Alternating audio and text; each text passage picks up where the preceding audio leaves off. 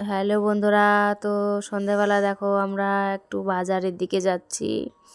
ভাবলাম কটা সবজি নিয়ে আসি। সবজি বলতে এমন কিছু না, আছে সবই।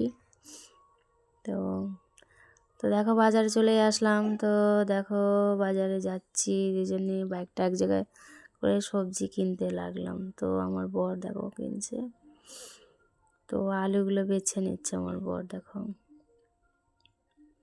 বাচ্ছে। আলু নেব 3 কিলো মতো, আর লঙ্কা নেব, লঙ্কা নেই।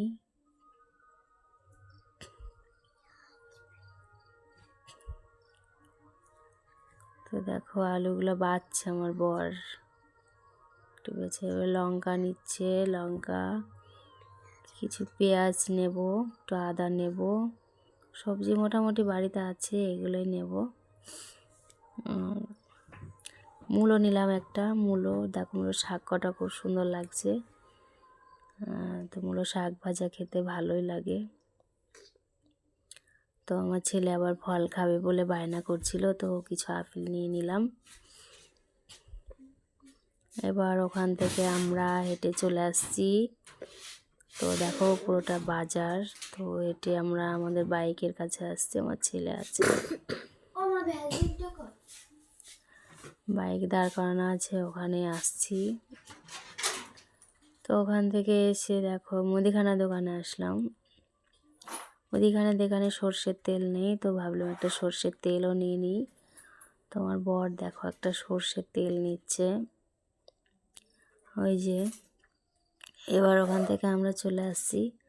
তো দেখো এটা পুরো বাজার, এটা একটা অন্য বাজার, ঠিক আছে। তো এই বাজারে দেখো হাঁটছে, আজ এখানে একটা অনুষ্ঠান ছিল। তো বাজারটা বেশ জমসমই আছে, দেখো চারিদিকে লাইটিং। তো চলে আসলাম স্টেশনারি দোকানে। এখানে শীত পড়ে গেছে, বুঝতেই পারছো, ঠোঁট ফাটছে। তো ভাবলাম একটা শীতের ভেসলিন নিয়ে নিই, একটা চলে আসলাম ভেসলিন নিতে। তো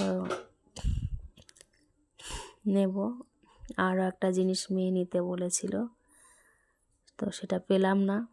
তো আপাতত এখন একটা ভেসলিনই নিলাম।